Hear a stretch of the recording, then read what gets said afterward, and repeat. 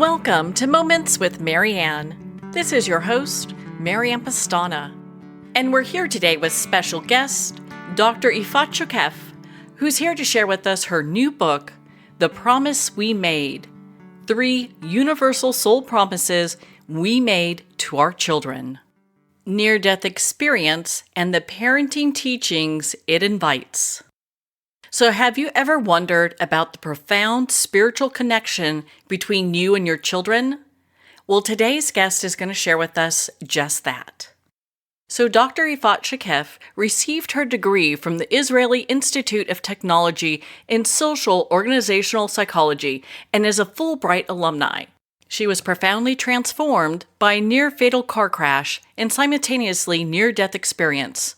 Drawing from the insights of her afterlife encounter, she infuses the beauty and wisdom gained into her roles as mother, writer, teacher, and healer. Guiding both her own family and numerous clients, Dr. Shokef invites parents to rediscover their soul's purpose and shared agreements. So let's welcome to the show, Dr. Efrat Shokef. Hi, Mariana. Thank you for having me. Well, what an honor it is to have you here and to talk about the promise we made. So I guess the best place to start is from the beginning. So I know you had a very profound NDE. Can you share that with us? Sure. It was a regular morning for that time in our lives. My toddler was a little over 3 and my twins were 13 months old. And that morning was, I was teaching for one morning a week, and the rest of the time I was with my babies at home. And rainy morning, there's not much rain here, so it was more like a drizzle. And everything was shining really, really beautiful. I nursed my twins. I dressed up for teaching and got out of my very homey motherly clothing and took my toddler to her daycare. I had a lot of time, so I remember staying there and chatting with a friend, and then as I my first memory, which was different, was it took me a long time to turn left out of the village into the main road, which usually takes seconds. And the next thing I remember is a sense of a boom. It's like a sense. I can't even explain it. I don't remember the other car. The other car slipped to the right and fixed to the left into me. And the other driver was wounded as well. She fixed into me, bumped into me very, very hard.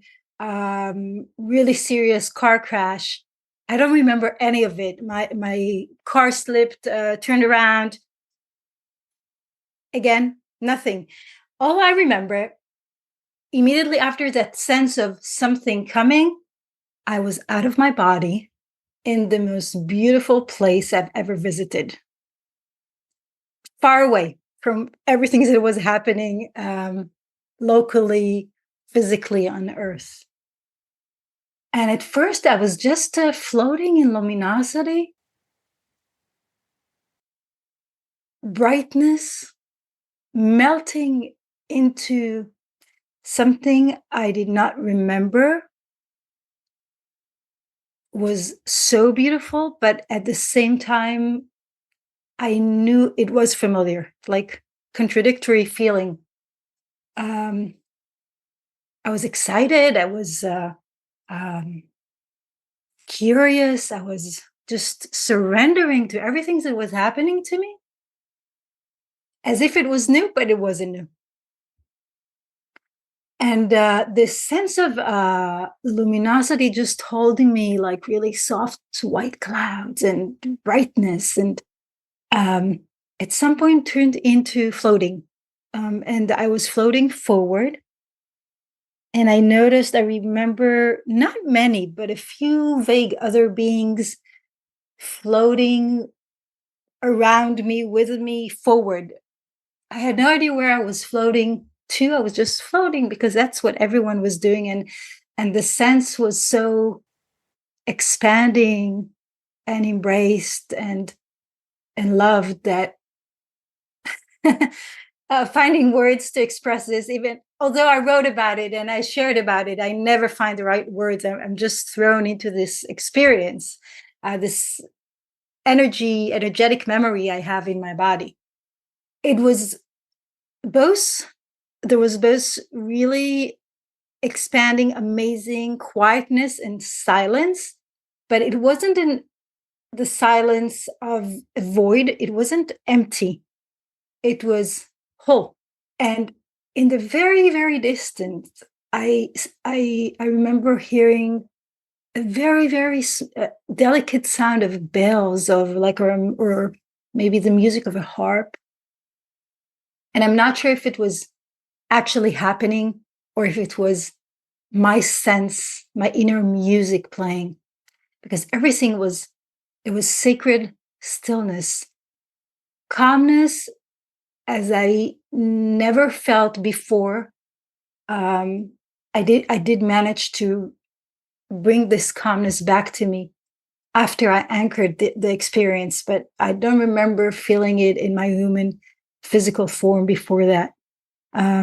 Deep calmness and inner stillness that is that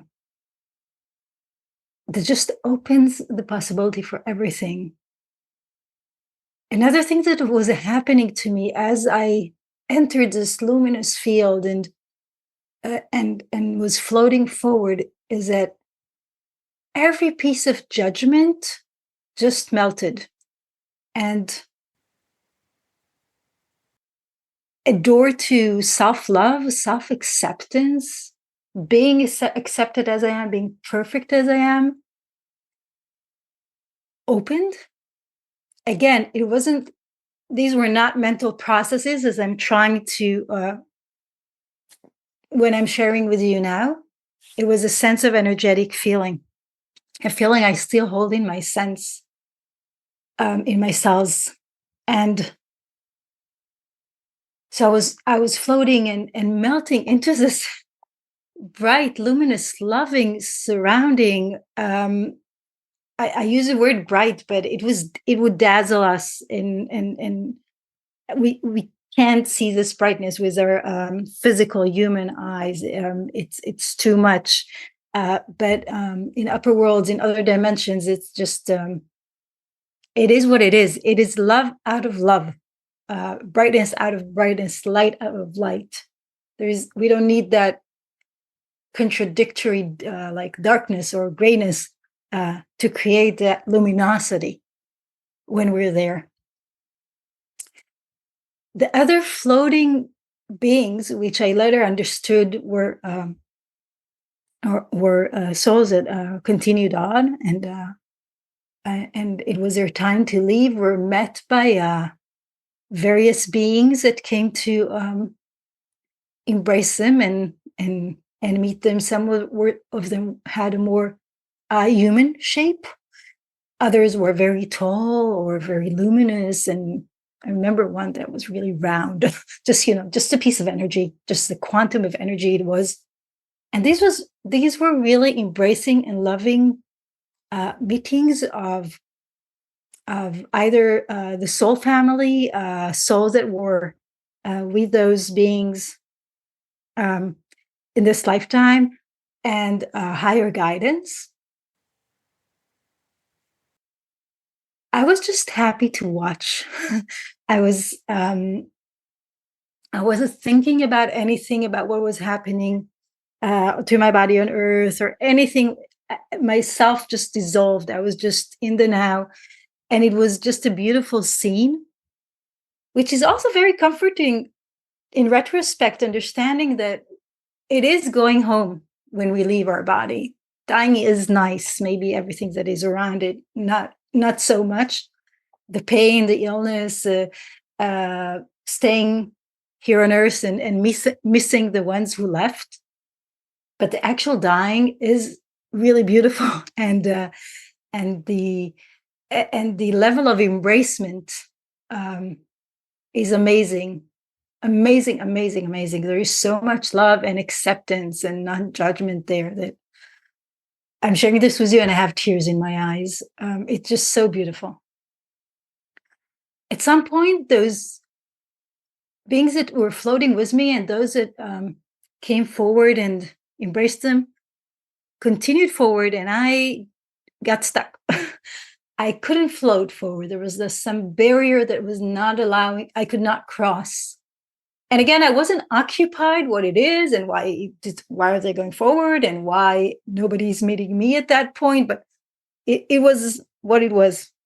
Just everything was so beautiful.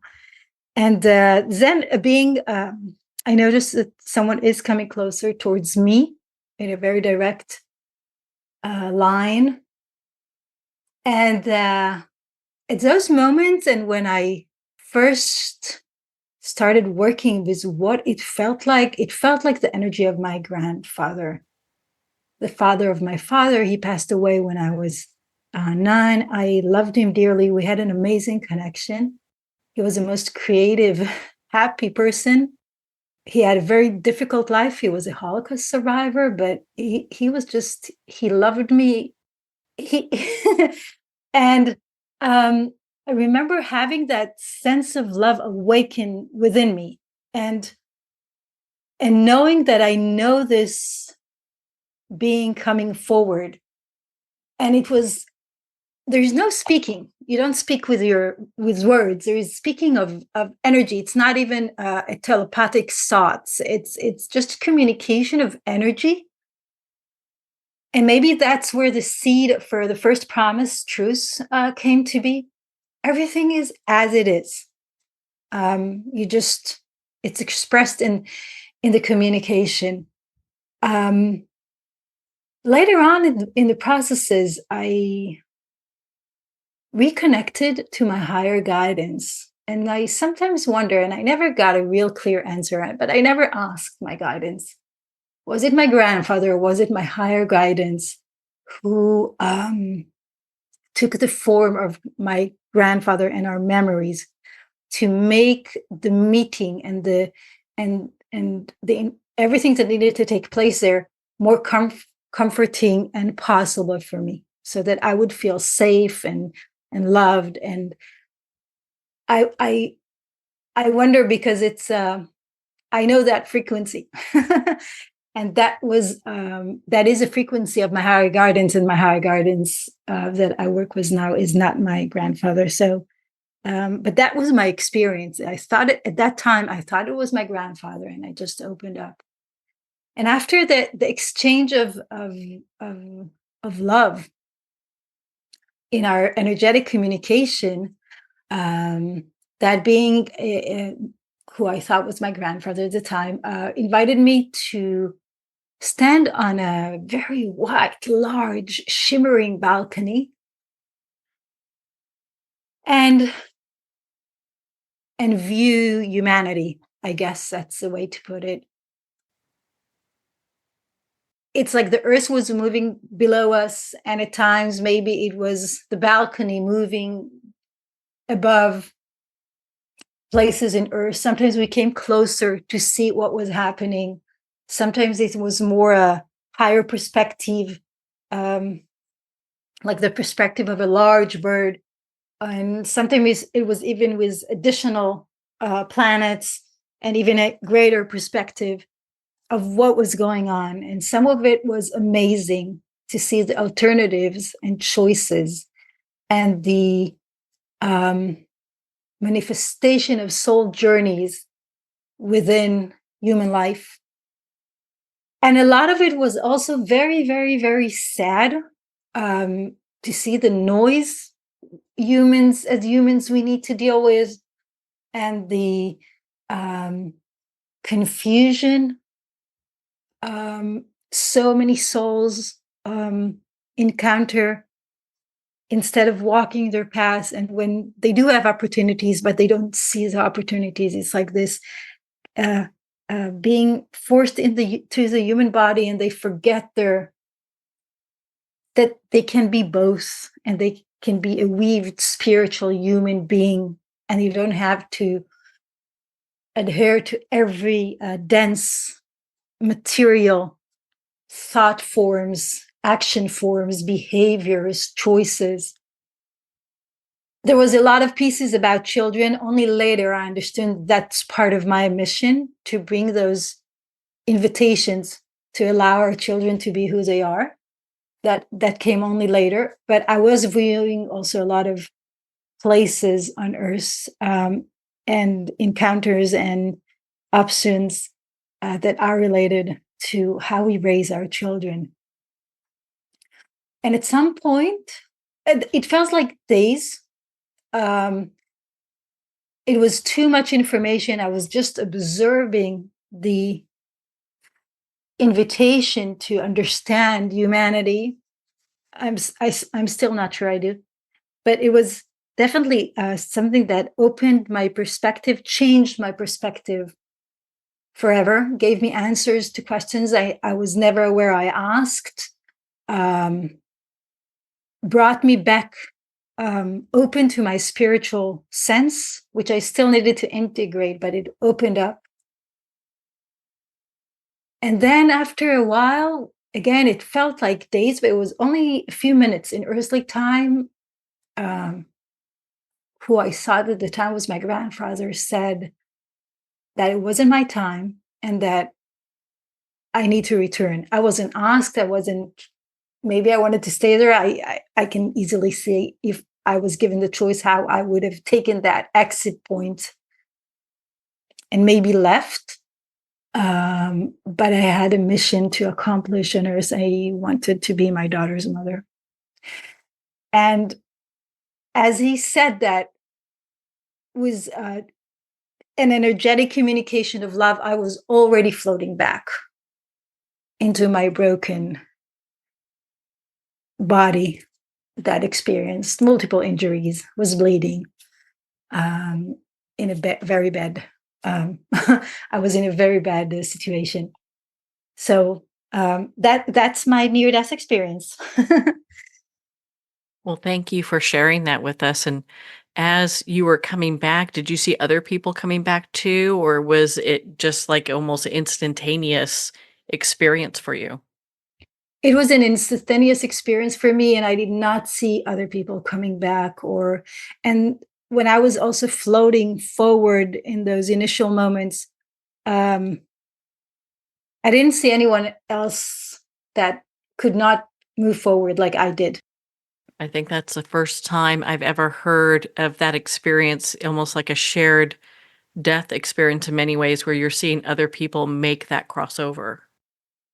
Yeah, I haven't heard about many experiences like this either, but I have heard about some. And the ones that I did hear about were always in very fast possible deaths, like car crashes, when the soul leaves the body really, really fast. The other ones, I'm thinking about 3 and maybe 4 4 that I heard their stories, like me, also did not have a sense of a tunnel, or the body, the luminous body, the energy just left the physical, and they too had hardly any memories of what happened on the physical plane as they were spending time in heaven. So I understand that when you came back to your body, you were kind of in and out. Is that how that happened? Yeah, I remember falling into my really, really painful body. And at first, there was this really nice guy that got to the car crash location. After the car crash happened, he did not see anything. His name is actually Light. That's his real name. And he's from a neighboring village. And he was guided by the paramedics that were on the way. We live in a remote area, that were on the way to just talk to me and talk to me and talk to me. And he saw the Click Connect bases for the infant car seats. I had 3 infant car seats, and 2 of them were Click Connect. And he was really frightened that maybe they flew out of the car because the windows and everything was broken. And he was repeatedly asking me, were there any babies with you? And trying to talk to me, say my name. And I heard him, but I was not able to communicate to him. He did not hear me. I was like in and out, in and out. I was not able to make my body work for me. And then there was one moment that I still don't know how that happened. I came into clarity. I clearly told him my husband's name and our phone number. And I told him the name of the village, which was just 10 minutes away. And then I drifted out again. And at that time, I wasn't back in the luminous land of love. But I was floating a bit above my car. And I saw the paramedics come and try to put a fire at the front of the car and them taking me out. And I was seeing pieces of it, and I was coming back into my body and trying to come back into my body. It wasn't very easy to be it was so painful. I couldn't have any conscious holding of it. But I was around. And then I was already given really, really strong painkillers. And I have very vague memories of my husband coming there and the way to the ambulance, and from the ambulance to the helicopter. And a question one of the physicians at the hospital asked me, and then I was put into an induced coma for a couple of days. And I wasn't in my body at that time. And I don't have any memories from what happened in the hospital. I was going back to this safe place, safe place of the car crash, the safe place of the luminosity, of the stillness, of being accepted. And I was just absorbing. I was drinking from this light, and which was nourishing and healing my energy field before I could come back. I've heard people explain that when they are in this place out of body, it feels like they've been gone for, a month or a week. Did you get that sense of time? Yes. First, during my near-death experience, it felt like days.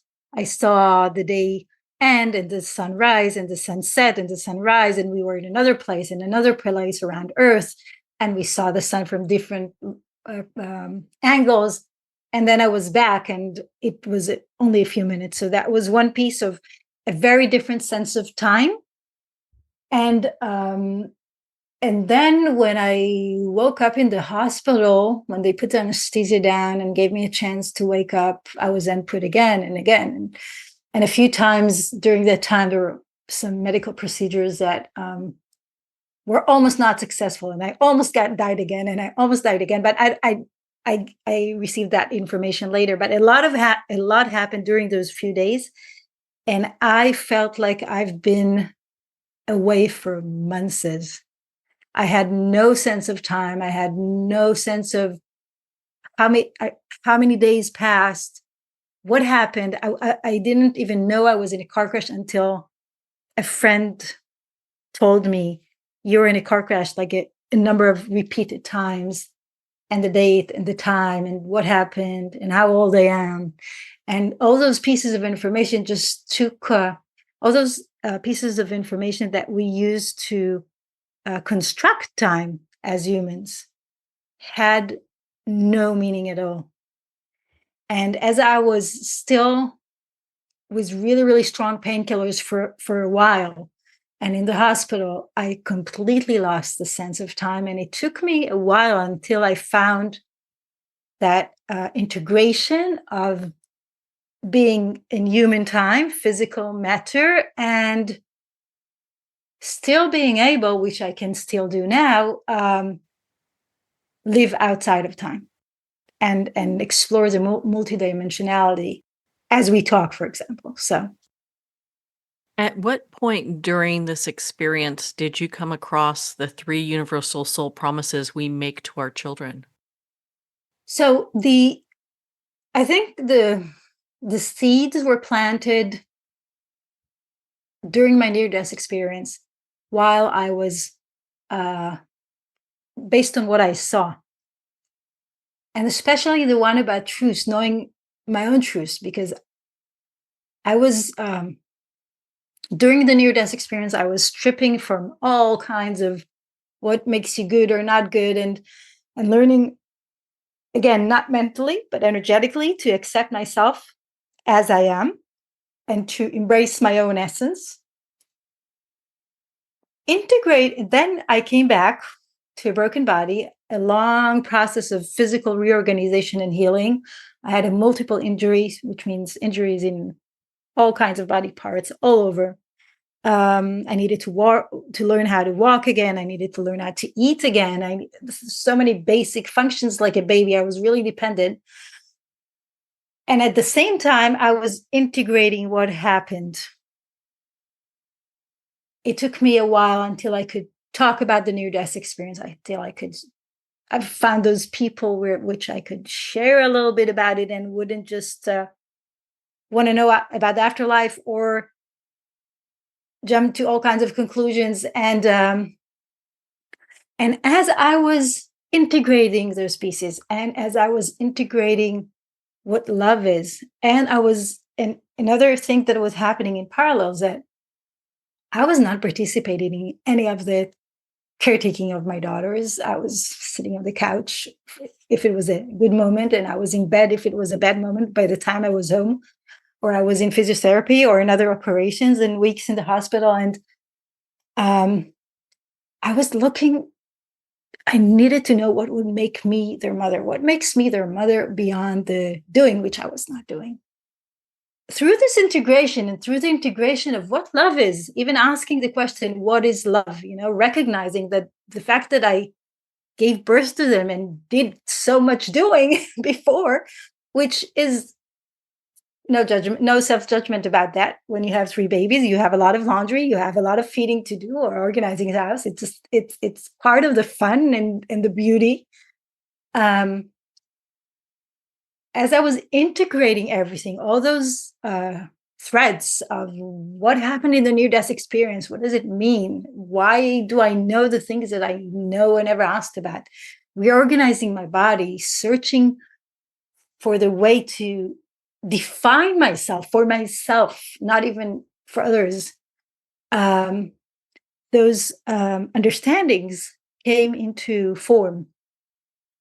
And it took a while until I could give them names. Like in the book, I give them names: the promise of truth, the promise of attentiveness, the promise of the motion of love. But it took time because I was walking and learning those promises myself. I was learning how to unweave all those pieces in my life that were not my own truth. I was learning to become attentive and to listen. And it was first just happened. I would drift into light every time I closed my eyes to rest. And I was resting a lot. And then I could intentionally create those situations when I can listen to my guidance. I can listen to my heart. I can listen to what my body is telling me and learn to trust it, because so many children, I was raised in a really loving home, but it was still a home that had its structure and the way my parents were brought up and how they view things and how things should be. So many shoulds, as we all have. And I was always intuitive, but I could never talk about it because that would be criticized in all kinds of ways. So I learned in a very early age that I shouldn't talk about my experiences. And I wasn't aware of one person that I could have asked. I learned it that much later, only after my experience. And so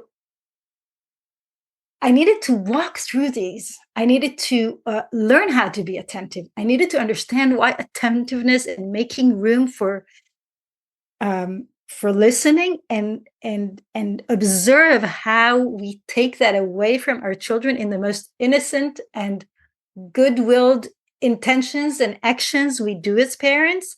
I needed to observe it. I needed to experience it for me to be able to construct this understanding of the promise and get the download.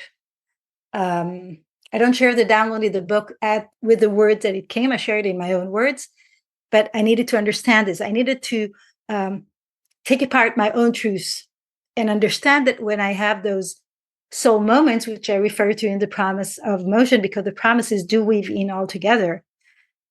When I have moments when I listen to my truth and I walk my truth and I act by my truth, I have aligned moments that bring me to feel like I felt in my near-death experience, feeling my luminosity, feeling who I am, feeling my essence, being perfect and accepted and loved as I am, just because I made a small choice aligned to who I am. And that small choice could be taking that extra bite off the plate or leaving it. It could be going to rest. It could be saying yes or no to a friend that really wanted to visit and really cares for me, but I had to calculate my energy because I needed to have time for the little energy that I started to accumulate needed to go to for myself and to my daughters and my family. So it's the seeds were planted in the near-death experience, but I needed to walk those promises before I could get the actual download, understand that these are promises that we make and understand why they are so, so, so important in how we raise our children, especially the spiritually aware ones. Now, I know you said you had dropped off your toddler. Where were the twins at the time that you had the accident?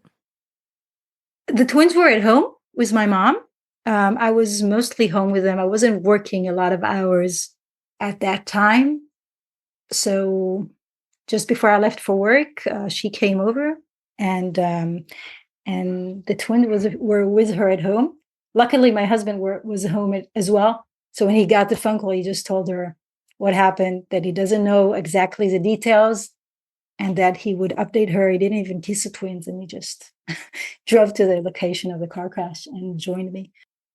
But they were home. They were home, and my parents were amazing because that day they just moved in.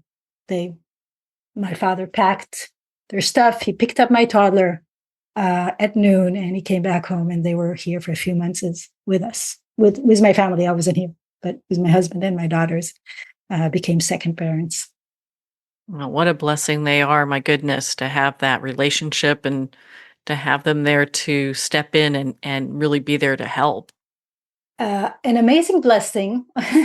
We were also blessed. We live in an amazing community, and everybody was helping. People were cooking, helping, coming to chat with my mom so she would take things out of her and not hold.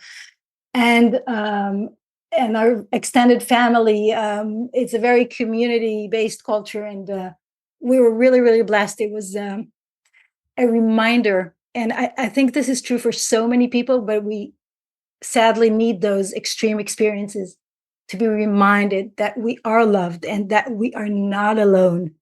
One of the illnesses of our cultures, Western cultures, is a separation, and we're not separated. We are one.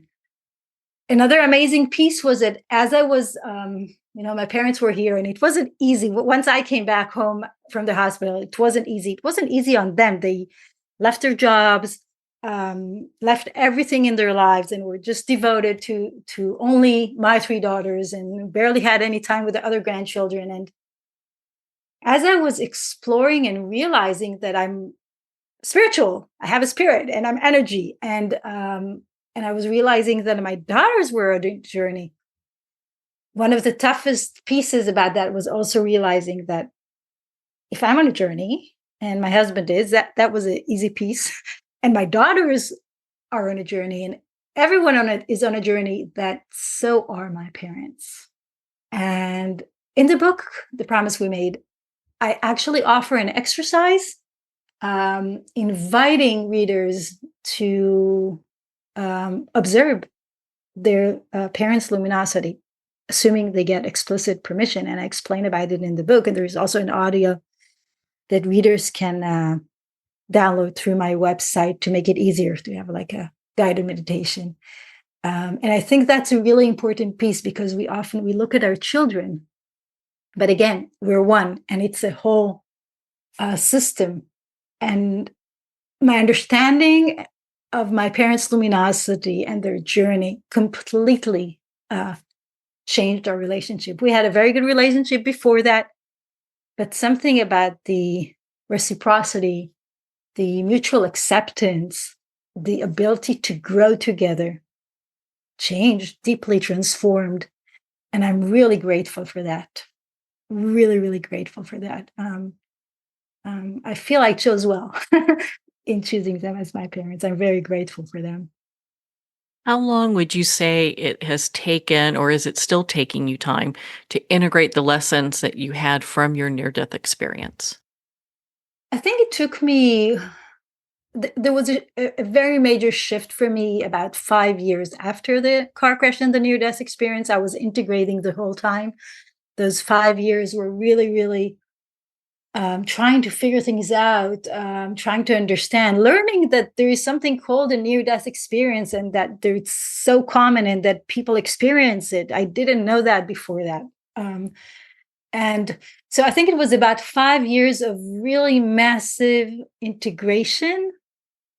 And about 5 years after the car crash and the near-death experience, I noticed I can mediate healing to others, that the open dimensions that I'm visiting, that I can do things for others there. And was clear to me that it wasn't new wisdom, this wisdom existed.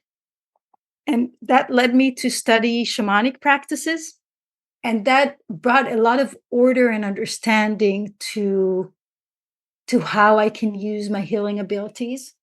But I think at that time, 5 years, also the promises were I already wrote those chapters. It took me a long time until I started sharing about these understandings and having my website, and the book has been written for quite a few years now, and was waiting for its moment, and the right moment has come. But so I think the main things that came there, I integrated it took about 5 years. And now I'm integrating new things.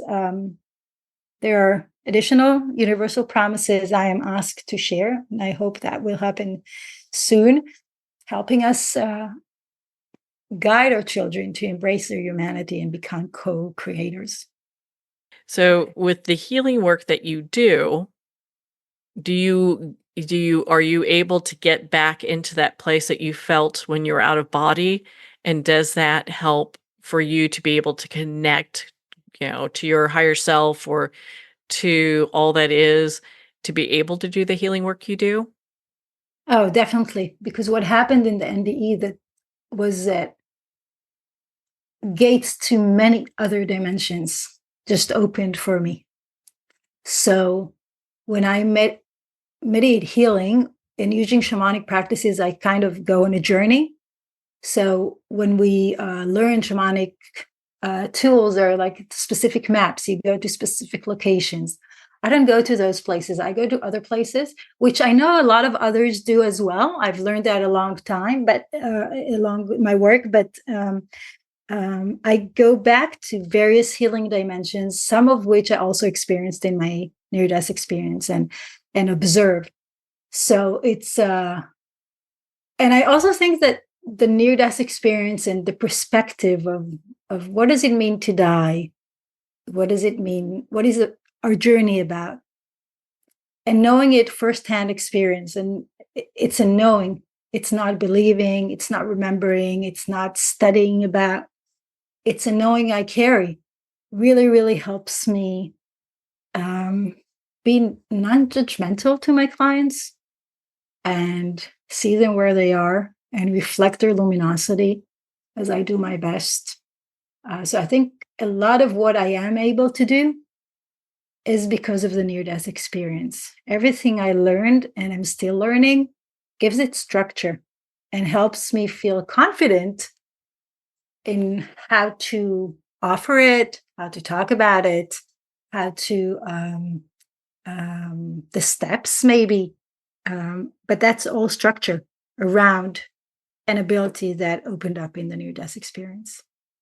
And I realized that those two threads, those two questions of how I am becoming my daughter's mother and what is essence of motherhood and how do I share my near-death experience with them and living heaven on earth, these two questions weave together, because when I am aligned to my essence, to my higher self, to who I am, not as my redheaded self and of this lifetime, I feel moments of joy. It's whole joy. It's very deep joy. I can be doing something that is, I can be folding laundry, but it's aligned to that moment. And I'm really happy that I am able to fold laundry. So I'm grateful for those little acts. And when I have such aligned moments, and it can be about the little things or about big decisions or about saying the right word or not ignore it, or about ignoring my phone when I'm talking to my daughter. I call these soul moments. They're aligned to the past. They're aligned to who we are. And I notice that when I have these moments, it's the closest that I get in my inner feeling to what I felt during my near-death experience. So if I will make my life as aligned as possible, and it's never 100%, and I have better days and days that I am less aligned. There's also a lot of noise to deal with, and I do my best, and I encourage everybody else to do their best to live their life as aligned as possible. Because when we are aligned not to some an image we think we want to cultivate, but to who we are in our essence, we have moments of joy. And you have one moment a day, and then you have a lot of moments a day, and then your days are full of such joy. And for me, this connected to my role as a mother. My role is to create those conditions that will allow my daughters to be aligned to their essence. And we're a family, so that means, as a nuclear family, that we each have our own path, but in all those places where we walk together and if something is aligned for me, deeply aligned, it will be aligned for them. If something is aligned for one of them, it will be aligned for the other family members. And they each need different conditions, and some of their conditions are similar. And when I manage, and sometimes it works better. Sometimes we need to observe and stop and ask questions. What is the next step? What is the best now? Something changes and we need to grow in our eye.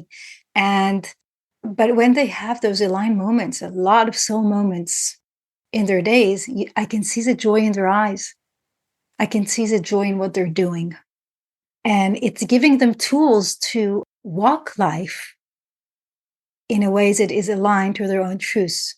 So only after that, this long process of realizing all these pieces, the 3 promises came about nourishing the truth that we each know for ourselves, cultivating attentiveness and allowing attentiveness. How many parents do you know that can watch their kid gazing and not be disturbed that they're not doing something? Gazing is so important. Just being quiet, playing without any friends, letting their imagination flow, being connected to who they are and how they see things.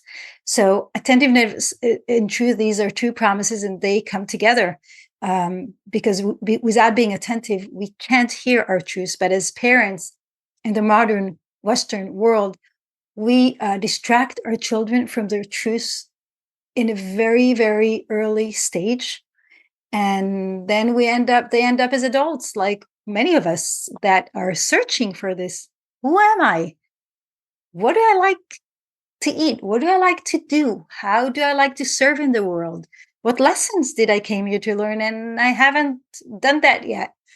And so these are 2 really, they're such basic promises, but in the book I go into how we distract, how we can fix, why is it important, mainly with the intention of bringing awareness and trusting parents that they will each take that message into their own lives, because as families we're different and our personal contracts are different. I'm talking in the book about 3 universal promises, and we need to weave this into the personal promises. And the last promise is about motion. And I think this is a really important one, because a child is born, and this is usually a huge soul or a very evolved being coming into a very dependent body. And even if we choose a personal characteristic of our parents, and even if we know we might be coming to challenging life circumstances, we all wish, we all hope, it's a hope of love, it's a hope of essence, that we will be nourished, and not just physically and emotionally, but also in spirit, that we would be given the condition to stay who we are. If a parent is completely unaligned to who they are, that radiates, it's like an energetic communication to the child. There is no alignment here. But if a parent is 90% not aligned, but 10% aligned, and is trying, even just bringing awareness to when they're aligned or not aligned, that communicates energetically a message of, I'm trying. And being aligned is important. And that's all those huge souls in dependent little bodies need in order to take that another day and another day of staying true to who they are.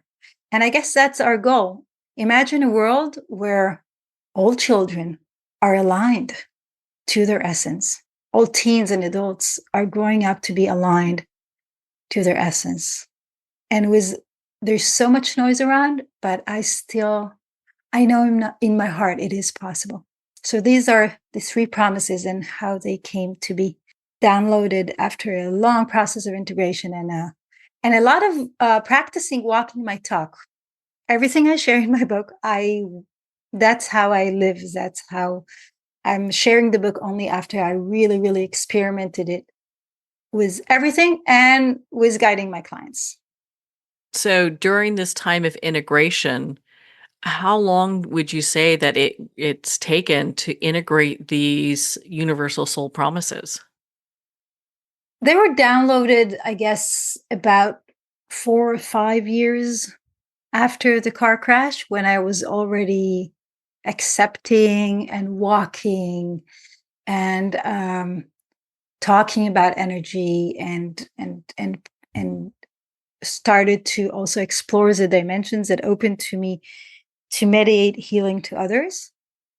And it was at least additional 3 years of experimenting with them and talking about them with my clients and seeing the effects on kids, and before I put it down into the way it is in the book now. I know that you talk about spiritually aware parenting. What is that? In addition to all other elements of parenting, it brings the understanding that we are on a journey and our kids are on a journey. And when we understand that our kids are on a journey, it changes our perspective, again, on the conditions we create and how we choose to guide them. And it opens a door for a reciprocal growth, respect, and love, because it's not the hierarchy of me being the parent and the decision maker changes. There are limits in my house. It's not that my girls do whatever they want, not at all. But it's every decision we make, or every perspective or choice is from observing and asking, and with acceptance that they might be in young bodies, but they have experience as energies, as essences. And for most families that I work with, just the understanding that their kids are on a journey as well already makes a huge shift. Another element of spiritually aware parenting is about the more practical layer of weaving tools and practices. We teach our kids that it's important to brush your teeth, and it's important also to clean your energy and to nourish your energy. And there are so many tools available today, but families, for some reason, it's not in every community you can just talk about it. So people are searching for tools quietly, and it takes time until people find a community. Although a lot of people are trying to weave those spiritual tools. The word aware in the definition is critical because it's that opening our eyes, opening our hearts, opening our energy to walk the journey differently. And it comes along any type of parenting, and we're all able to be spiritually aware. It just accepting that spiritual piece. And I must say about spirituality that spirituality is not about meditations or chakras or other spiritual tools. The spiritual tools aid in the process. Being spiritual is walking who you are in essence. And I usually give them the example of technology. If a child, a soul, an essence came here to bring us an amazing technological development, and we see a child constantly programming and working with their computer and liking technology, that's amazing. And that's that child doing what he or she came here to do. And it's the most spiritual thing that they can do. I'm not talking about very just watching the screens passively and not being active about it. I'm talking about active explorations, and it's true for all kinds of professions and themes and content that we might be interested in, and kids can change that from time to time. So accepting that spirituality, observing, and walking our essence and creating those conditions, that what makes a family shift from just usual parenting to becoming spiritually aware, because we ask a lot of questions and we observe and we try. Now, do you help parents who are looking to move into more of a spiritual or parenting style? Yeah. On my website, I have a lot of articles, a lot of free resources, there are a few courses coming up, trying to help weave in the tools and also help parents take responsibility and own and heal what they need to heal in order for them to become who they are, their essence. Becoming who we are in our essence as parents is the only way for us to be sure we're creating the conditions our kids need, because we keep our plan, our blueprint, we keep it a secret from ourselves. So if my plan for my past for this lifetime is a secret from myself, the chances that I will know more about that of my daughters is very low. I can't really know. I can observe, I can ask, I can see what brings joy into their eyes and into their hearts and follow that. So one of the best things that I can do is give them the example of being attentive to my essence and to what drives me. And by giving that example, by walking my essence, I'm actually creating the conditions, because they chose to come to the possible, to the promise. When a soul chooses its parents to this lifetime, they know the life circumstances. They know what needs to be healed. They know they might be coming to a lot of baggage and a lot of noise, but they do have that hope and belief that that essence that they're choosing to come to as their parent for this lifetime is able to take ownership, responsibility, and heal what's possible and walk their essence. When we walk our essence as parents, we create the conditions needed. So, do we make soul contracts with our children before we incarnate here? Yes. We have personal soul contracts that are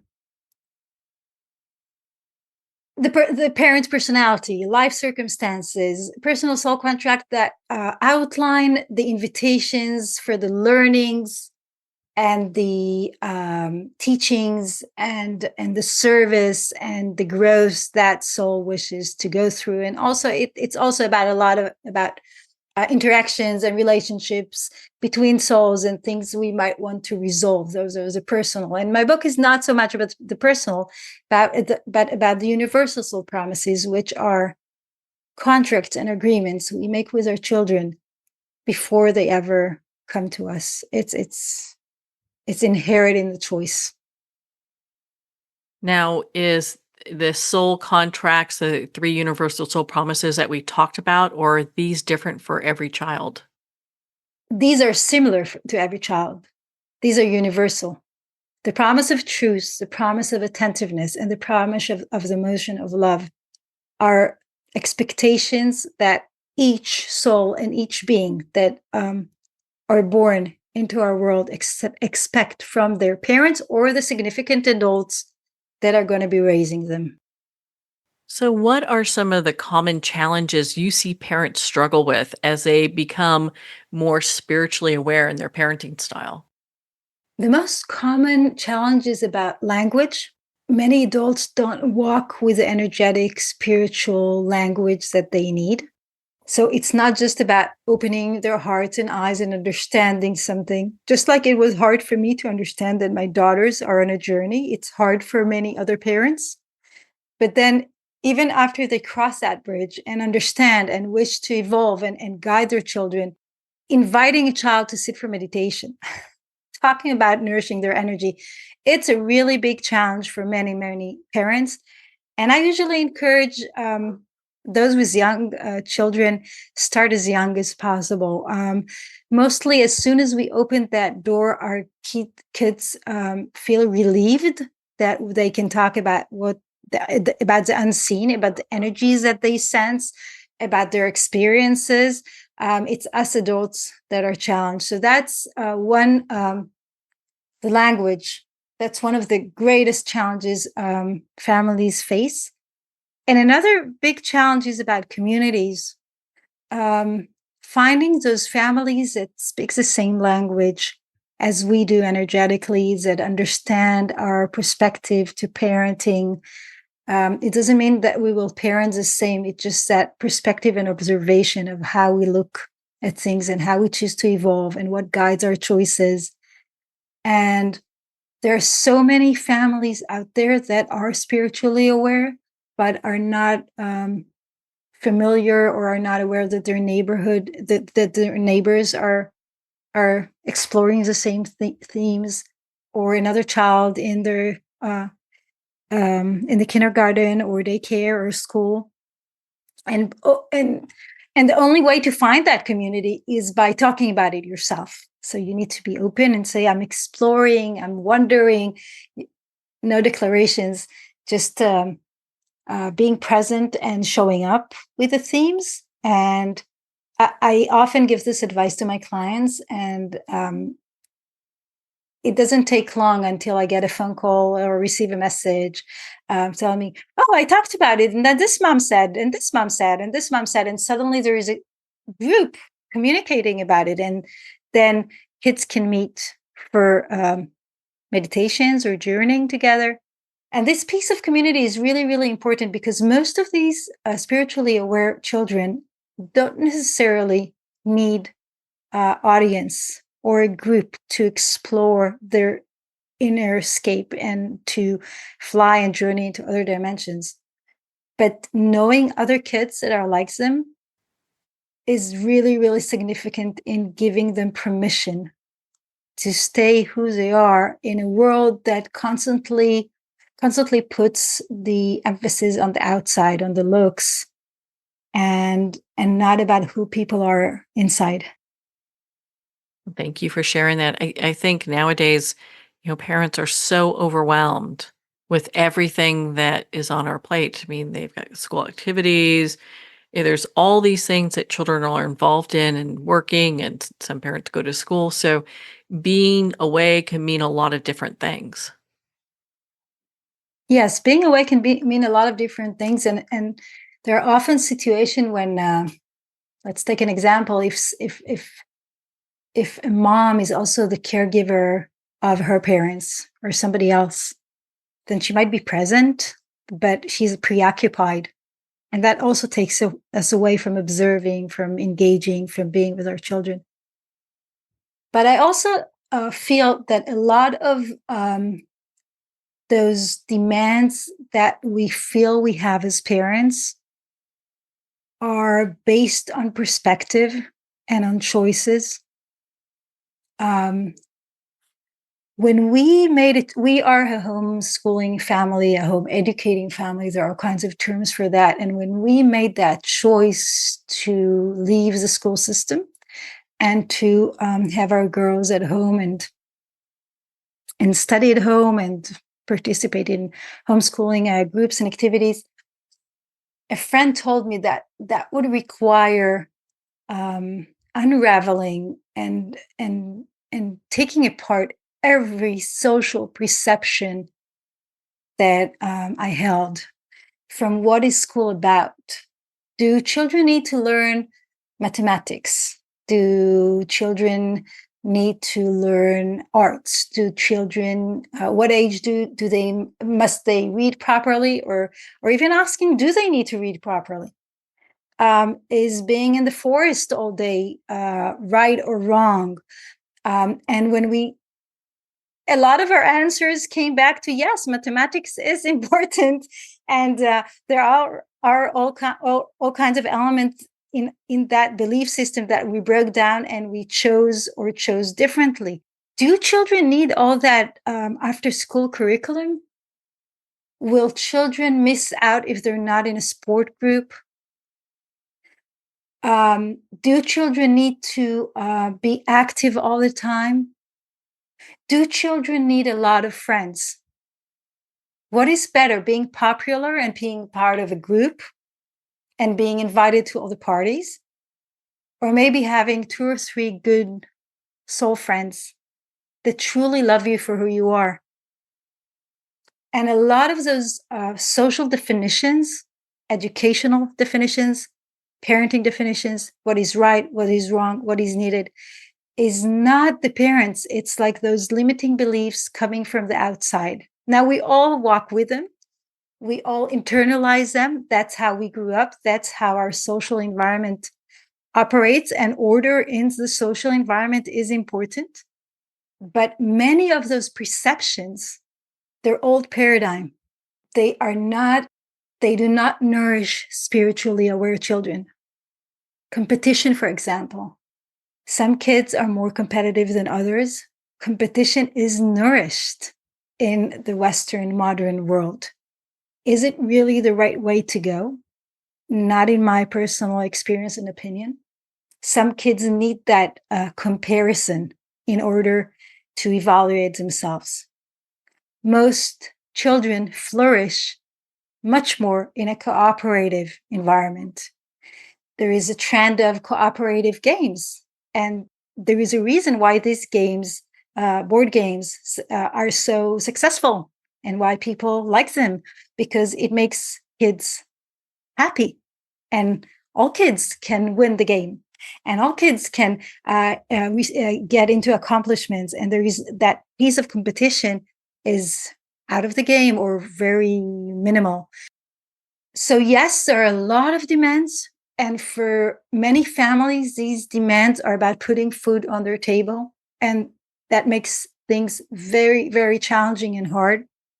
But there are a lot of pieces to these demands that are about how parents receive what they need to give their child, what would make them a good parent. In my eyes, a good parent is a parent that walks their essence, is attentive to their truths, makes room for listening, makes room for being connected to their own selves, and create the conditions for their kids for the same, to be attentive, to know their truths. If the truth is about being really social, and there are kids that need that social interaction in order to explore things because that's part of their personal agreement, then go for it. But a lot of kids, and especially spiritually aware children, don't need that. They need a quiet environment. They don't need the loud music. They can't be around a lot of people. They need really, really small classrooms in order to be able to enjoy their studies. So it's about asking questions. Who is your child? And each family is different, and each child is different. And it's weaving those universal promises of truth, attentiveness, and emotion together with the personal agreements of why my child chose me and why your child chose you, and so forth. I guess I'm inviting parents to look at their parenting and just take everything apart and then choose maybe to adopt a lot of these beliefs back, but from a place of choice, not from a place because this is what everybody else is doing. When you parent from that place where you are feeling as closely connected to that love that you experienced in your NDE, do you find that you sometimes will get just spiritual advice or just advice in general that otherwise would kind of surprise you? Yeah, often. My whole life is guided now. I'm very much connected since the near death experience and since saying yes to the invitation, multiple yeses. I am very much connected to higher guidance, to luminous beings. And I get guidance for everything. And it can be as an intuition, as a knowing. And it happens also with my daughters when I'm not sure about something. Some things are just intuitive. We're all very tuned to ourselves. My daughters are tuned to what their truths are, and they know how to express it. So the communication is very flowing here. But if I'm not sure about something, yes, I just close my eyes. I get an answer, and I'm fully guided all the time, and I'm grateful for that. You share some tips for parents that are looking to create a nurturing and conscious environment for their children? Communicate, communicate. It's nothing spiritual. Communication is not spiritual. It's about being human. Communicate from a young age, not just ask questions, but share. For me, the key to positive, good communication is also about sharing. The girls, they know how I feel. They know what frustrates me. They know when I'm happy and I'm joyful, and we talk. And we've done that from a very early age, and it's part of the communication in the house. So, and when we communicate, we know what's going on. We understand each other. It's also about listening, yeah, but not just sharing.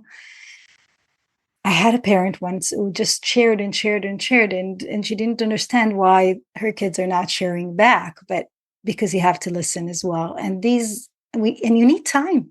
You need to create time for your kids. Some children come knowing that the personal agreement is about a parent or both parents that are going to be very busy because they're having this important career and service to the world.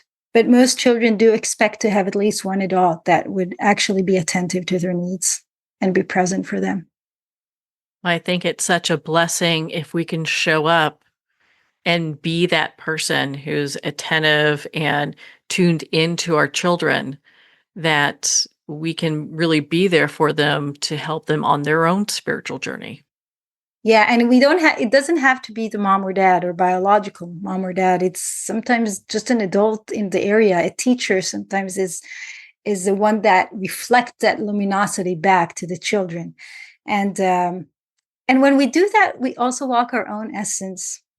No one is supposed to be so busy, so preoccupied in the noise of the world. I would describe it in general. We are supposed to have time to listen within and evolve and be together. That's part of what makes us human and part of the beauty of the human journey. Well, doctor, I mean, we can talk for hours on the Promise We Made book. I mean, I was just so floored when I was reading it, and I've learned so much from this. I know that we need to have another discussion on this. Where can our listeners connect with you and be part of your community and learn more about your work? So the simplest place is my little corner on the web, my website. It's www.𝒓𝒔𝒄𝒆, my name.com. And on my website, there's a lot of information, a lot of free resources, various ways to join my community and receive even deeper information, also about 6 additional universal promises being downloaded and that I'm experimenting with as we talk. So that's a place, my website. Well, Doctor, thank you so much for taking the time to be on the show with us here today. Thank you for having me. Lovely to talk to you. Well, thank you, Dr. Efrat Shokef. It has been such an honor to spend this time with you and to talk about your new book, The Promise We Made. 3 universal soul promises we made to our children. Well, we're at the end of our time today. I'd like to thank everyone for tuning in. You've been listening to Moments with Marianne, where we make every moment count.